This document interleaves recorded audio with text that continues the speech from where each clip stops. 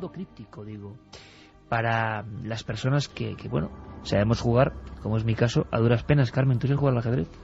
Pues mira, yo de pequeña jugaba mucho porque mi padre nos enseñaba a jugar y además quería que practicáramos, y por lo menos 2-3 veces a la semana echábamos alguna partida. Es que dicen que Pero desarrolla luego... el intelecto, luego así se pierde, ¿verdad? Sí. ¿Tú sabes jugar al ajedrez, Juanje? Sí, pero yo la segunda partida me daban ganas de tirarle el caballo a la cabeza al de enfrente.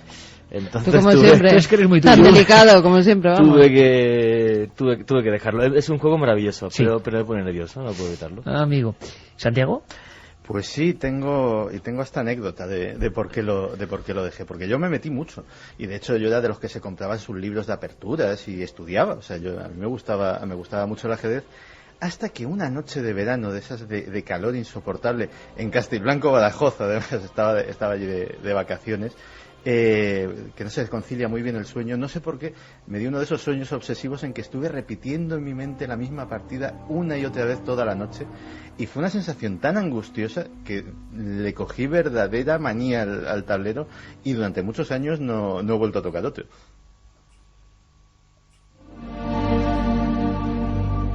Está realmente inspirado Santiago Camacho hoy, ¿eh?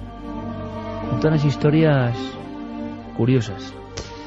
Esa escena del sueño, es que claro, la conexión mente-ajedrez, mente contra máquina, lo decíamos, 2 bloques y el mundo entero viendo una partida.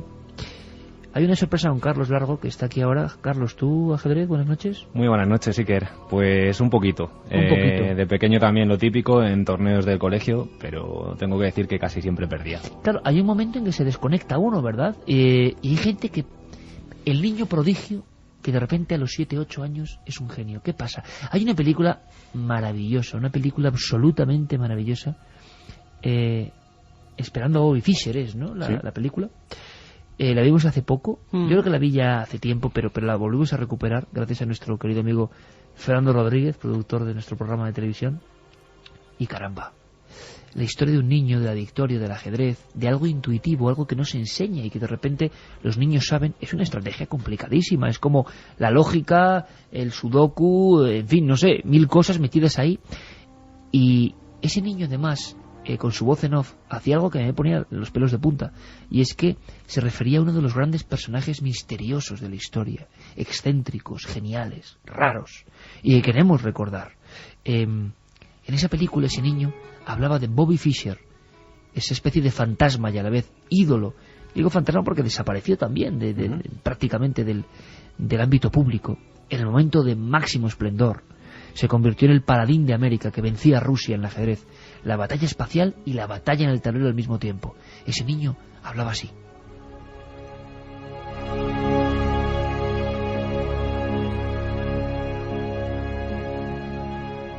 Bobby Fischer tenía 6 años cuando su familia se mudó a un apartamento en Ebbsfield.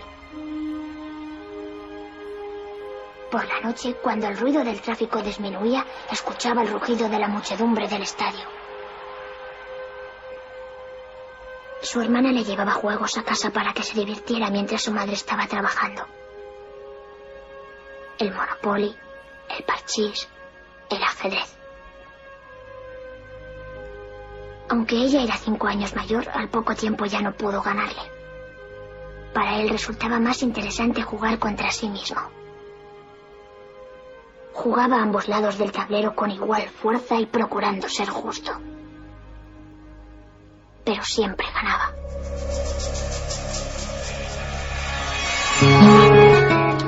Y Aray Martínez, ¿tú al ajedrez le pegas o no? Dice que así asado. Le pegamos al fútbol.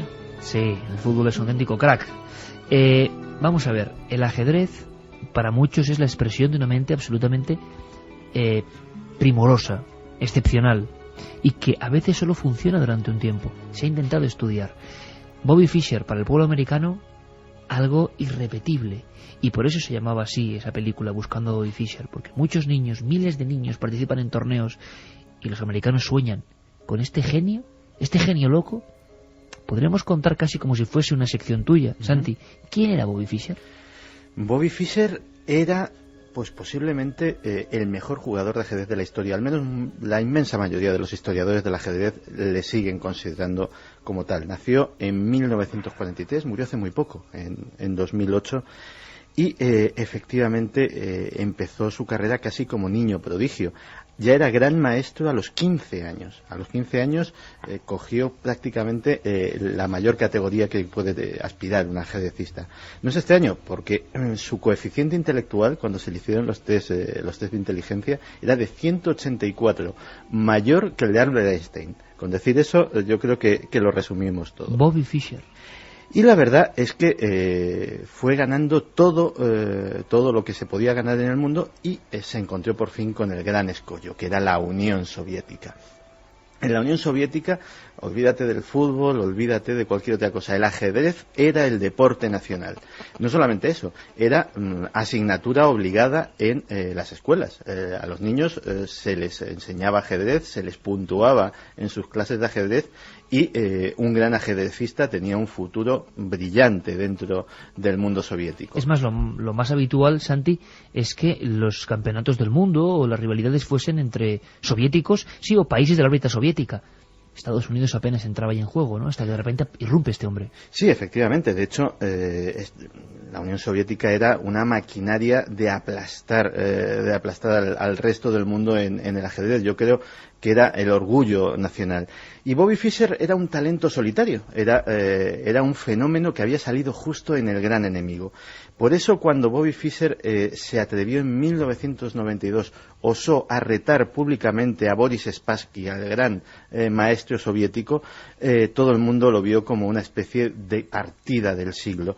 Se estaban enfrentando los dos grandes bloques, se estaban enfrentando los dos grandes maestros del ajedrez, y eso ocurrió en 1972 en Reykjavik, en Islandia. La partida más memorable de la historia del ajedrez, dicen, con un montón de polémica además, y la genialidad extraña, bizarra, de este hombre, que no era muy normal tampoco en su comportamiento, Bobby Fischer. No, luego en su vida veremos que hizo cosas muy curiosas.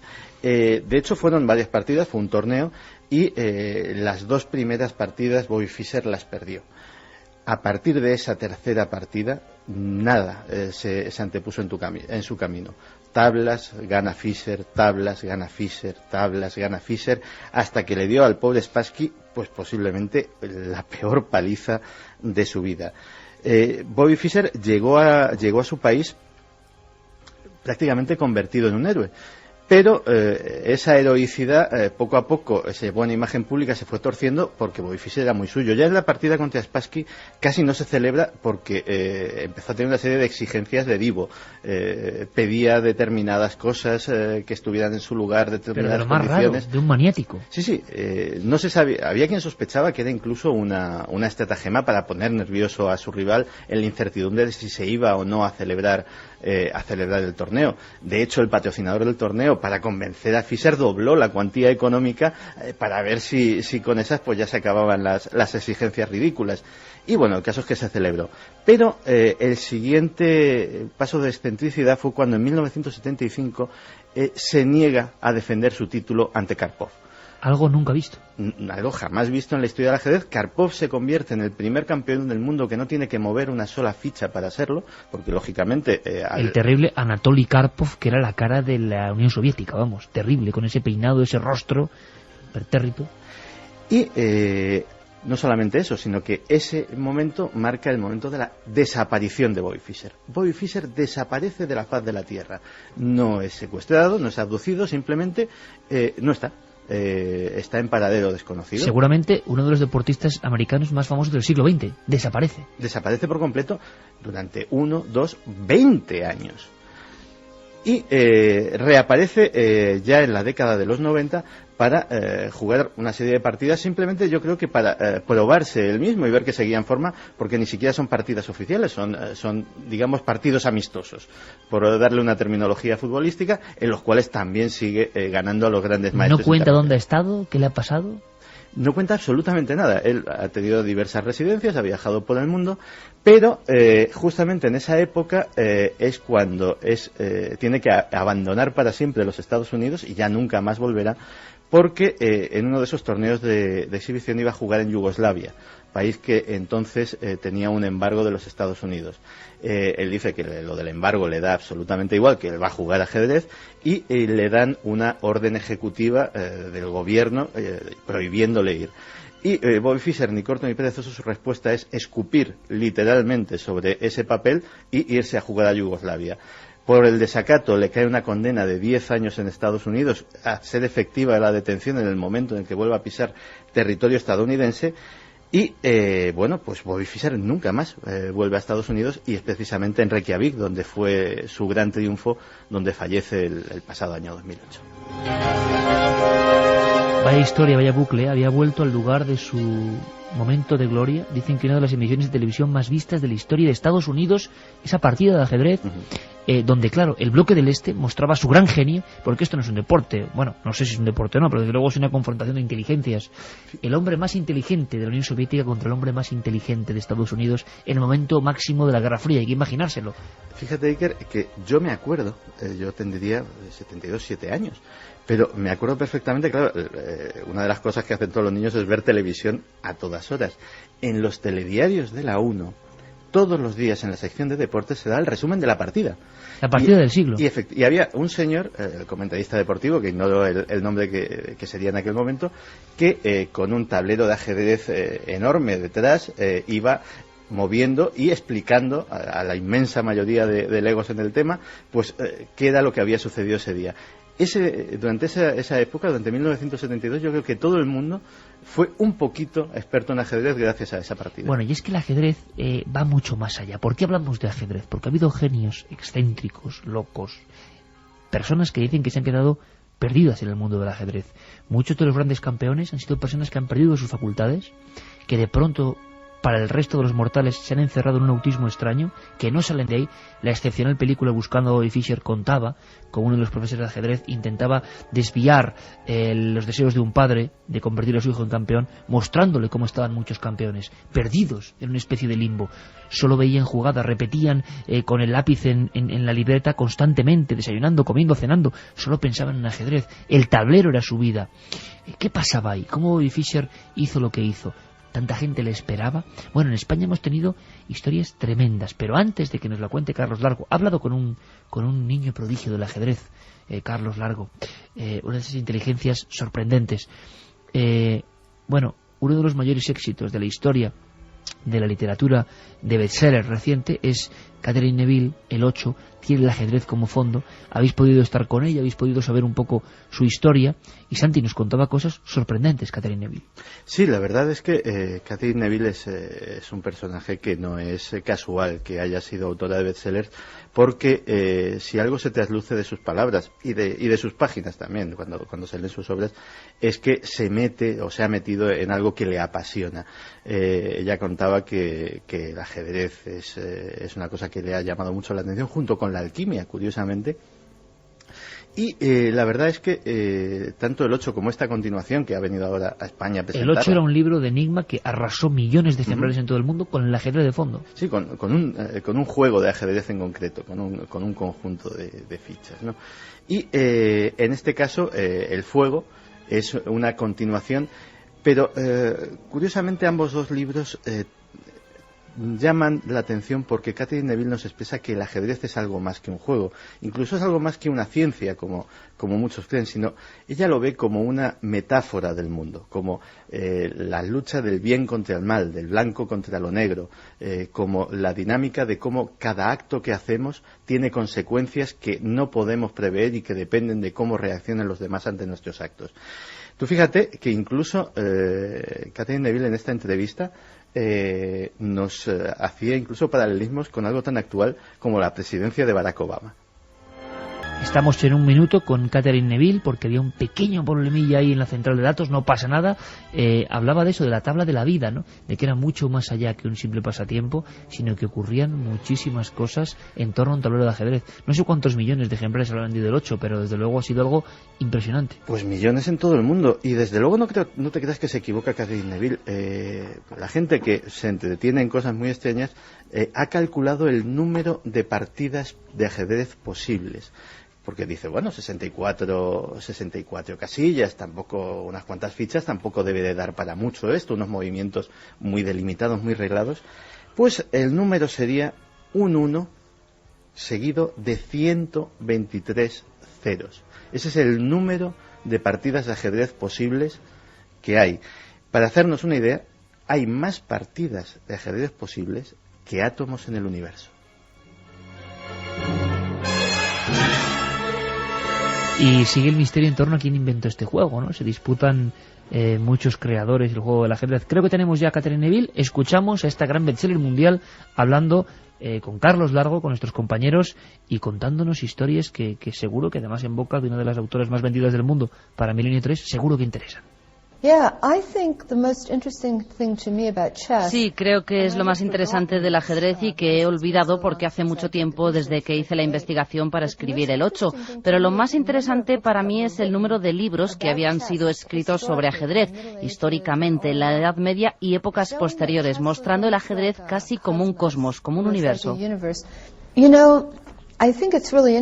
Pienso que realmente es muy importante porque recuerdo que Barack Obama dijo en uno de los primeros discursos que él dio que no éramos negros o blancos, que no éramos estados rojos o estados azules, sino que éramos los Estados Unidos. Y creo que fue uno de los discursos más interesantes antes de que nadie supiera que iba a llegar a convertirse en el presidente de Estados Unidos.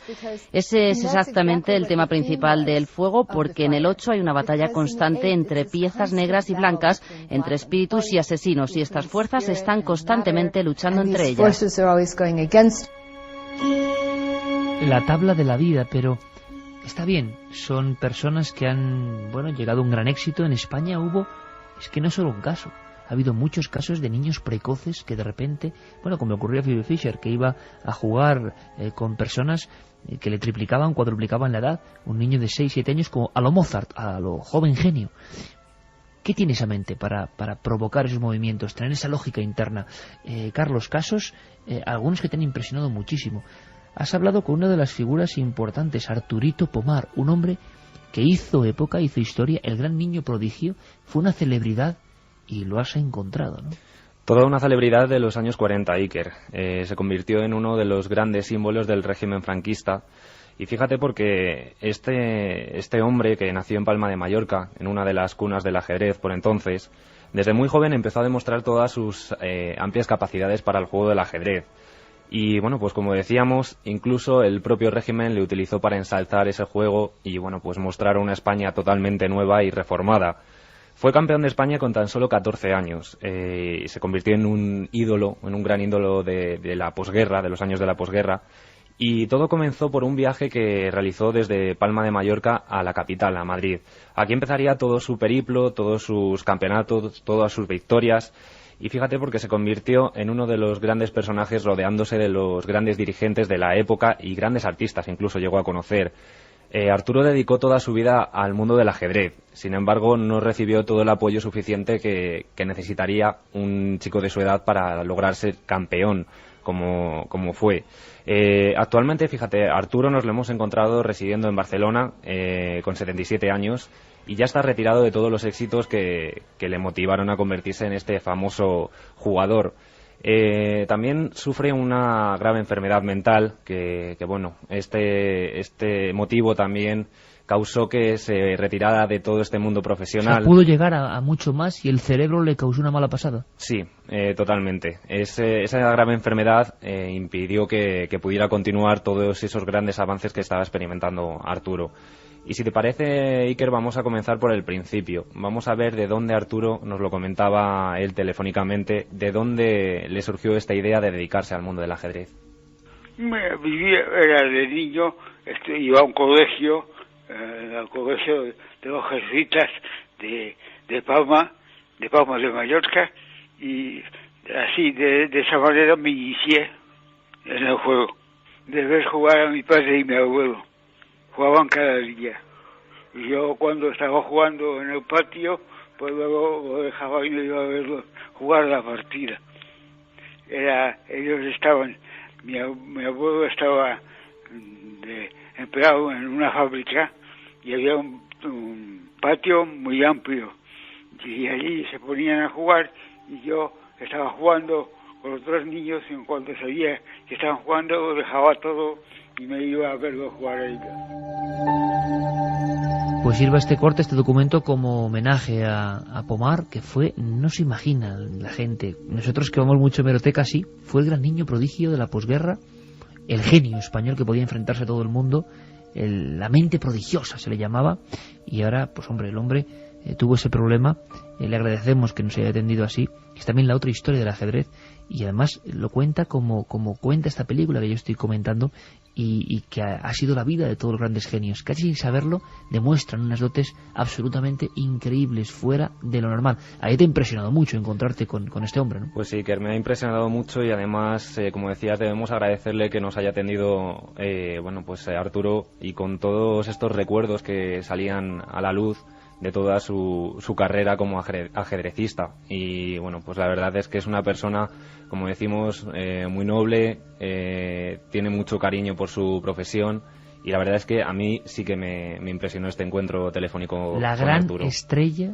que bueno, es un poco la otra cara, ¿no?, de las cosas que a veces ocurren, pero es que en España hemos tenido, no solo fue Arturito Pomar, campeón de España, 14 años, ídolo infantil, había carteles que animaban a los niños a ser como Arturo Pomar.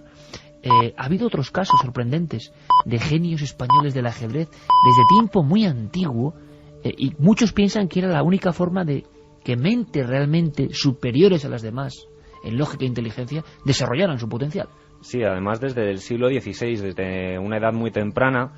Por ejemplo, Ruiz López de Segura era un clérigo español que nació en Zafra, en Badajoz, en el año 1540. Participó en varios torneos reales, y muchos, fíjate, le consideran como el campeón de ajedrez más antiguo de toda Europa, porque bueno, pues ganó uno de los primeros torneos que se celebraban en Roma. O sea, que ya había torneos en el siglo XVI. En el siglo XVI, concretamente en Roma, que era una de las cunas del ajedrez por entonces. Y hasta que perdió en 1575 precisamente con un italiano, con Leonardo da Cutri, y hasta que moriría 5 años después en Madrid, aquí en la capital.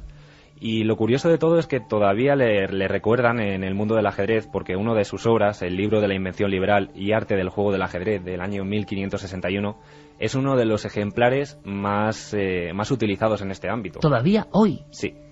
A mí me parece un mundo increíble. Yo desde luego no sé de este arte o esta ciencia. Santi seguro que sabe bastante más, pero desde luego, claro, lo que todo el mundo pensó cuando la informática iba creciendo era enfrentar ya al hombre con la máquina, y lo que antes había sido, que no podemos imaginar las tensiones que hubo entre el bloque occidental y el bloque del este con aquella partida. Bueno, pues eso mismo se repitió, Santi, de repente con hombre contra máquina. La gente decía que las máquinas iban a superar a los seres humanos, se hablaba de eso, y ¿dónde se llevó todo eso a cabo? De un tablero de ajedrez, ante una nueva partida, una partida absolutamente mítica, o varias partidas. Sí, qué hombre y qué máquina, porque el hombre era, si notable fue Bobby Fischer, Garry Kasparov es posiblemente a lo mejor el segundo ajedrecista más carismático de la historia. Kasparov, además, que era el niño terrible de la Unión Soviética. Igual que las partidas entre Fischer y Spassky mostraban la tensión entre bloques, cuando se enfrentaron el anticomunista Kasparov y el acérrimo comunista Karpov, los dos bajo la misma bandera. Bueno, Kasparov no quería. Aquellas partidas, Karpov-Kasparov. Kasparov no quería competir bajo la bandera soviética. ¿No quería? No quería, porque él era de hecho, a día de hoy es uno de los disidentes contra Putin más activos y más importantes. Pues fue también una metáfora de la caída de la Unión Soviética, de cómo desde lo más íntimo y lo más importante que tenía el deporte soviético en aquel momento, también ese desgajamiento se iba viendo. Y las hazañas de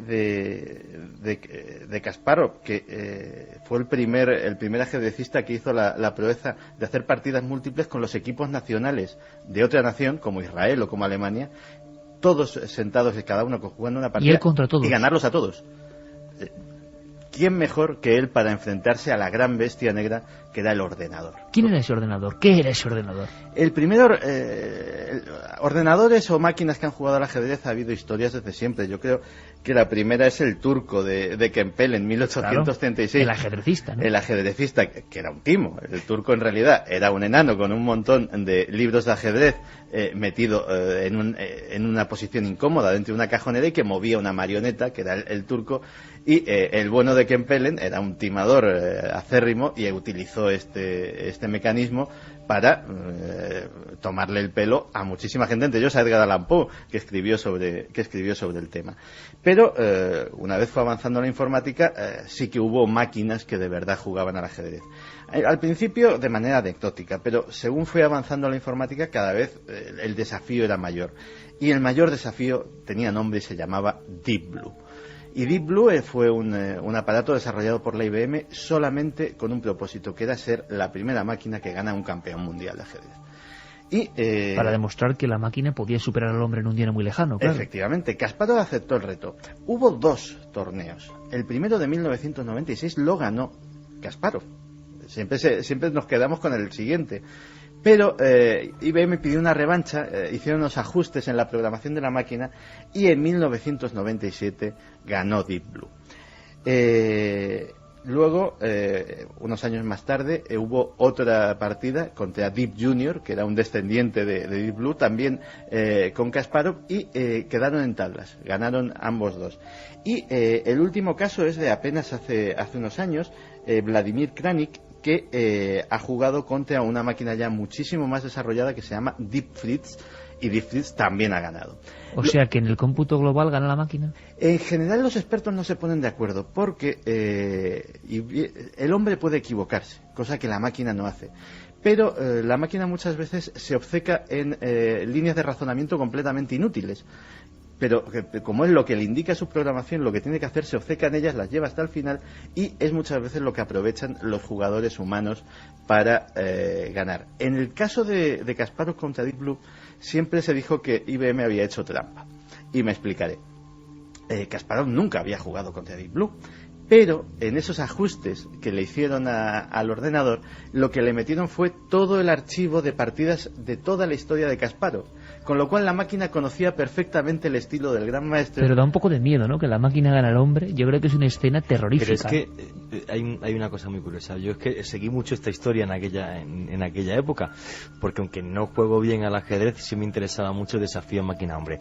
Vamos a ver, un gran campeón como Karpov o Kasparov son capaces de calcular mentalmente entre 22 y 24 movimientos suyos más los del contrario, 48 en total, ¿eh? 48 movimientos con sus posibles variantes. O sea, fíjate la mente de un señor como Karpov o Kasparov. La máquina, básicamente, lo que hicieron con Deep Blue era que llegase a esos 22, 24 movimientos. El cómo le ganó Kasparov y todo esto y tal, vamos a ver, porque efectivamente hay manuales de ajedrez de cómo se puede ganar. Además dicen que las partidas Karpov-Kasparov fueron así. Karpov era lo cuadriculado, lo perfecto, y Kasparov era, digamos, la creatividad, ¿no? El ser capaz de cambiar.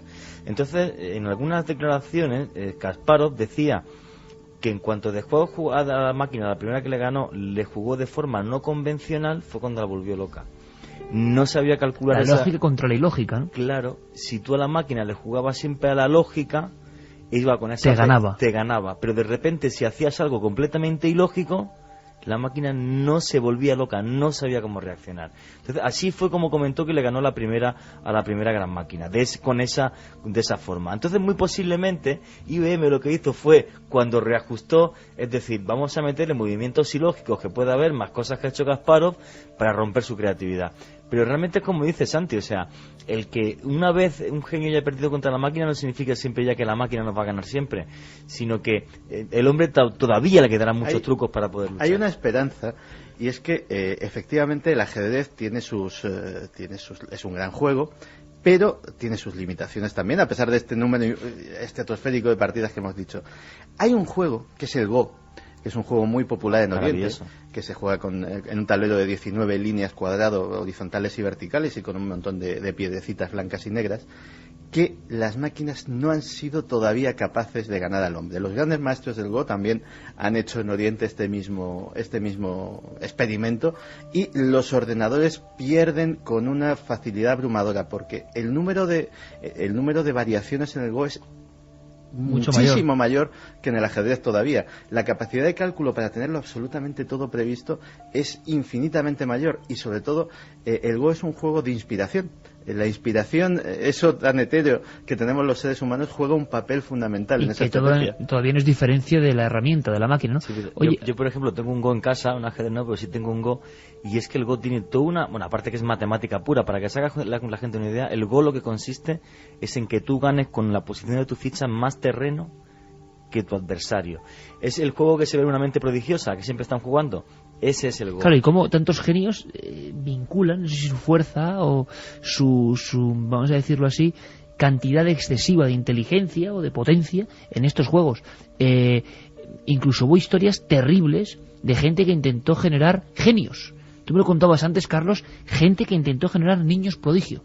Sí, efectivamente, pero permíteme, Iker, también que haga un pequeño inciso, porque aprovechando, bueno, pues que Santi ha sacado a la luz el tema de Deep Blue, tenemos, fíjate, hemos hablado de Arturo Pomar, con el que hemos conversado gracias también a la ayuda del compañero Fermín Agustí. Tenemos a otro español también, a Miguel Illescas, que precisamente es un gran jugador de ajedrez y al mismo tiempo programador informático, que en el año 97 fue contratado por IBM para formar parte de ese proceso de creación de la máquina Deep Blue que como decía Santi, un español estuvo creando esa Kasparov, máquina. Efectivamente. Y teníamos ese dato, y bueno, pues también de lo que hablabas tú anteriormente, de ese proceso de creación de grandes genios, tenemos el nombre de Judith Polgar, una ajedrecista húngara que nació en el año 76 y que aprendió a jugar gracias a su padre, a Laszlo Polgar. Laszlo Polgar era un psicólogo húngaro que quiso demostrar al mundo que se podía crear un gran genio desde muy pequeñito, pero sobre todo a través de un proceso de especialización. Para todo ello, ¿qué hizo Laszlo Polgar? Pues llegó a concertar una boda con una amiga suya que era pedagoga, tuvieron 3 hijas y a esas 3 hijas las fueron enseñando a aprender. Es un experimento como de laboratorio, ¿no? Eso es, totalmente. A la primera hija, Susan, pues fíjate, con tan solo 4 años ya creaba sus propios problemas de ajedrez. ¿Con 4 años? Con 4 años. Sofía, con 14, ya asombró también con grandes resultados en otro torneo de Roma, del que hablábamos ya anteriormente. Y Judith, que actualmente ocupa el año pasado, en el 2008, el número 27 del mundo, y consiguió con tan solo 15 años el título de Gran Maestro Internacional, pues se ha convertido, es la más pequeña de todos, pero se ha convertido sin embargo, en el símbolo de todo este experimento. Niños prodigio que siguen intentando demostrar que su cerebro no tiene límite. Es una historia absolutamente maravillosa, y también lo que contaba esa película, Buscando a Bobby Fischer, cómo muchos se quedan atrapados en una especie, no pocos campeones, hay que decirlo, han perdido sus facultades y han enloquecido. En fin, es un tema apasionante. ¿Qué pasará en la siguiente partida, si es que la hay, de máquina contra hombre? Vamos muy deprisa y luego, si no, igual tenemos mensajes donde hay mucha gente que me dice Carmen que sí, que le gusta el ajedrez seguro. ¿Qué pasará en la siguiente con los ordenadores de hoy en día? Pero es que Juanje tiene que llevarnos a un lugar terrible, distinto y terrible. Antes de que Juanje nos lleve por esos lares, vamos a conectar con Nacho Ares. Vamos a intentar saber qué ha pasado en la historia, porque han pasado muchas cosas. Son 4 minutos, un boletín informativo, pero que viaja en el túnel del tiempo.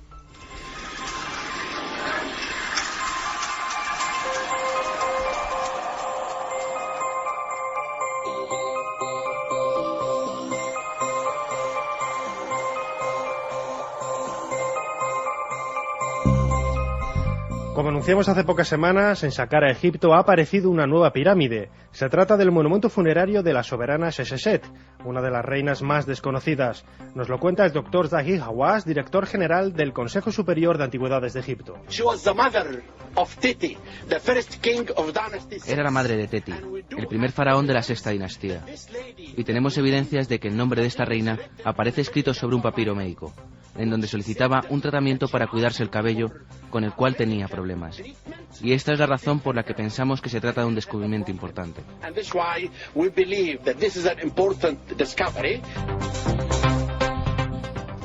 Los arqueólogos egipcios descubrieron la entrada de la pirámide y tras penetrar en el monumento se toparon con el sarcófago de la reina. En su interior han aparecido los restos de una momia, en concreto el cráneo, la pelvis y las piernas del cadáver, así como otras partes del cuerpo envueltas en lino que podrían pertenecer a la reina Seseshet. Esta pirámide puede ser la pirámide subsidiaria mejor conservada hasta ahora en Saqqara, ya que ha sido encontrado gran parte del recubrimiento de unos 2 metros de ancho, lo que nos demuestra que la pirámide estaba bellamente decorada. Aunque los antiguos arquitectos habían colocado 2 enormes losas de granito para impedir el acceso de los ladrones, estos realizaron un butrón para poder entrar directamente a la cámara funeraria hace más de 4.000 años.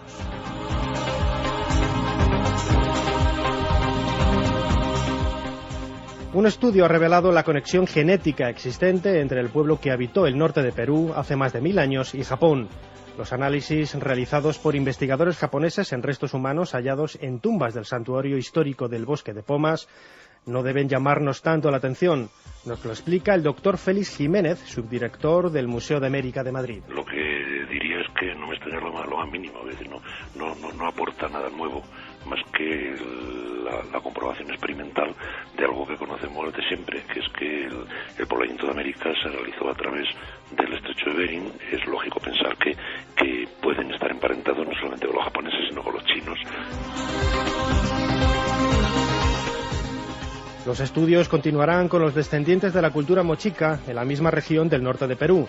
Los arqueólogos creen que el valor de estos datos estriba en la confirmación de que habitantes de Asia se asentaron en América y dieron pie a la eclosión de la cultura del Nuevo Mundo. Sin embargo, llama la atención que no existan paralelismos artísticos ni culturales con Japón. Es absurdo pensar que alguien que llega con la suficiente potencia como para influir de forma determinante en una cultura, como era la cultura mochica, podía pasar desapercibido y no introducir elementos que fueran fácilmente identificables como procedentes del área del Japón.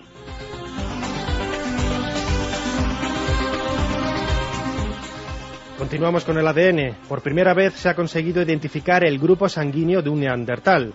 En este caso es el de un donante universal del grupo sanguíneo 0, perteneciente a un individuo de hace 50.000 años de la cueva asturiana de Sidrón. Los investigadores españoles del CSIC acaban de publicar el resultado de sus trabajos en una revista científica. Con este nuevo paso cada vez conocemos más el perfil de la especie neandertal.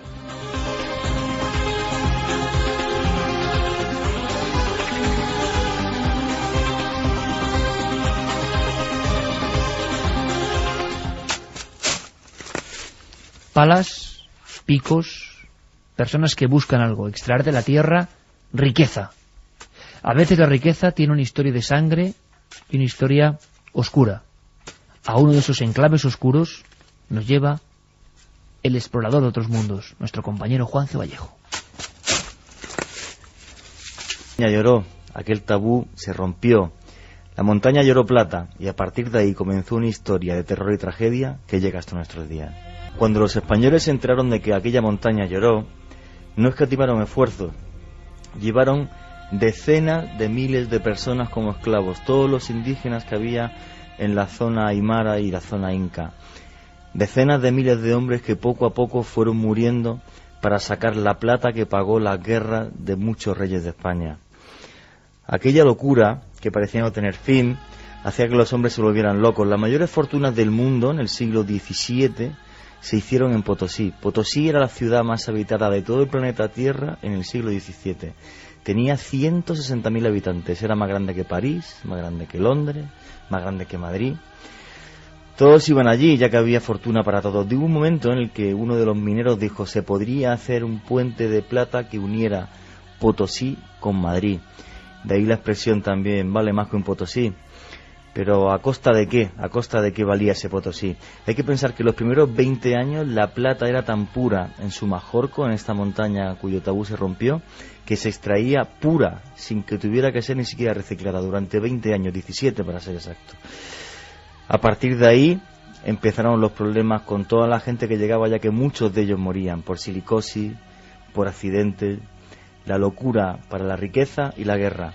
Quizás la película que mejor refleja esto hoy día es Diamantes de Sangre. Escuchemos un corte de qué es lo que sucede hoy día en Sierra Leona, igual que pasaba en Sumacorco hace algunos siglos. Podría asesinarte y quedarme lo que tienes para mí. Entonces solo tendría un muerto más. en lugar de un avión lleno de lanzagranadas. Mejor yo hablo con gobierno, ¿eh?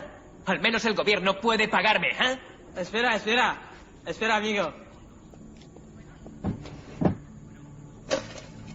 ¿Eso es lo que quieres? Toma. Tengo muchos, ya no sé dónde meter los amigos. Ya que la próxima vez te le gusta... La Diamantes de Sangre, digamos que como ninguna es capaz de reflejarnos la locura que hoy día se vive en Potosí, que hoy día se vive en Sierra Leona. Merece la pena escuchar otro corte. Debe entender, señor Bundy, que su diamante no podía caer en mejores manos que las nuestras. No es suficiente. 2 millones de libras es más de lo que nadie le ofrecería por ese diamante, dadas las circunstancias. Quiero lo que me prometió el señor Archer. ¿Y qué le prometió? Mi familia. Cuando la tenga aquí, le daré el diamante. ¿Sabéis lo que pensé cuando entré en ese reino del Supai, en ese reino del demonio? Quizás tenían razón los antiguos incas y aymaras. Pisar aquella montaña era un tabú que el hombre jamás tenía. Y ahora, como siempre, ¿verdad, Carmen? Por encima de cualquier cosa, aunque sea muy dura, como lo acabamos de contar, un momento de mente positiva y energía y alegría para todo el mundo. Claro que sí, mucha energía a estas horas, tanto para los que se van a dormir como para los que siguen la noche. Nos dicen, por ejemplo, con esos mensajes, nuestros amigos noctámbulos, tenéis que contar la maravillosa historia del jaque del pastor. Jaque pastor. Sí, es muy sencillo, muy sencillo. ¿Pero eso no es una jugada o es que tiene una historia? Bueno, la historia no lo sé, movimientos son 3 movimientos, da jaque mate, muy sencillo. Sí. No, tiene una leyenda que ahora mismo no recuerdo bien, pero que implicaba que lo había inventado precisamente un pastor que había sido retado, no recuerdo si por un gran jugador o por un rey, cuenta la leyenda, y que en apenas 3 movimientos con una lógica aplastante, la simplicidad del pastor había conseguido ganar pues a la pretenciosidad del que le había retado. Y es que también en el ajedrez hay moraleja incluida, ¿no? Lorena, desde Novalles, en Zaragoza, nos dice: ¿sabéis que el ajedrez procede del shogi japonés y que se utilizaba para las tácticas de guerra? De hecho, uno de los caballeros se solía colocar en la torre del castillo y desde allí, con el tablero, iba ideando la estrategia a seguir. Dice Juanje que no.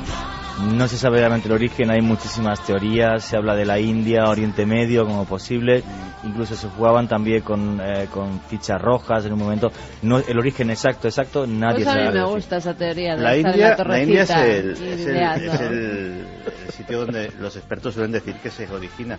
Pero fíjate si se extendió con rapidez, que antes, la semana pasada hablábamos de que los vikingos en el siglo XI todavía hacían sacrificios humanos a Odín. Pues esos mismos vikingos del siglo XI ya tallaban tableros de ajedrez y ya jugaban al ajedrez. Yo siempre me acuerdo de muy pequeñito cuando me contaban la fábula de aquel hombre que puso un tablero de ajedrez y le dijo a un rey, creo, me vas a dar un grano y siempre el doble de grano si te gano una partida de ajedrez. Y era un grano, 2, 4, 8 de 10. Pocos granos. Al final, en el último cuadrado, tenía que darle el reino entero de grano. Pues para ser exacto, se ha calculado también, y el número de granos que saldrían sería la producción total del terreno cultivable de la tierra durante 10 años. Iván desde Madrid nos dice: mi abuela era una genio del ajedrez y muy pocos podían ganarla, hasta tal punto que se quedó sin rivales que quisieran jugar contra ella. La abuela, madre mía. Sí, por desgracia en esa época perder contra una mujer quizá estaba considerado peor que perder contra un ordenador, y perdió las ganas de seguir jugando al ajedrez. Ah, qué bonita historia, la de la abuela ajedrecista. Es que me sorprende la cantidad de gente que está enganchada a este milenario juego. Tiene una cosa muy bonita, que es el único deporte de competición donde no hay separación de sexos. Es decir, los campeonatos son mixtos y no hay ningún tipo de campeonato femenino. Puede haber mañana una gran campeona del mundo y que haya llegado allí compitiendo contra hombres. Vamos con los ganadores, sí, que es del laberinto de agua de Eric Fratini, publicado por Espasa. El primero es para Julio desde Castro del Río, en Córdoba, que nos decía: buenas madrugadas, queridos amigos, cada día, cada noche, cada madrugada nos volvéis a sorprender con esa forma de hacer radio. Por un momento he paseado por esas celdas de las que habláis sin haber estado nunca en Venecia. Seguid así quitándonos el sueño cada madrugada del fin de semana, que a mí por lo menos me hacéis feliz. Pues uno de los libros es para él. El otro es para Ángel, que nos dice: he estado 2 veces en Venecia, pero después de conocer lo que estáis contando, creo que habrá una tercera. Y el último es para una chica que nos escribe, que nos dice: buenas noches, familia, una tragedia que pasó en la familia de mi padre. Yo todavía no había nacido y una tarde de mala mar en el año 1970 o antes en Guetaria, un pueblo guipuzcoano, 7 de mis tíos salieron a pescar como todas las tardes. Algo raro, pues ese día había mucha mar. La gente miraba cómo estaban entrando a puerto y un golpe de mar hizo desaparecer toda la embarcación sin rastro de cuerpos. Los buscaron día tras día, pero nada, no pudieron rescatar ningún cuerpo. Yo no conocí por mala suerte a 7 de mis tíos y mi padre tampoco pudo despedirse de 7 de sus hermanos. Eran 12 hijos y 7 se los llevó a la mar. Pues no hay tiempo para más, absolutamente para nada más. Todo el equipo, la alineación titular, aquí, para contaros el misterio y la emoción. Ser muy felices, amigos.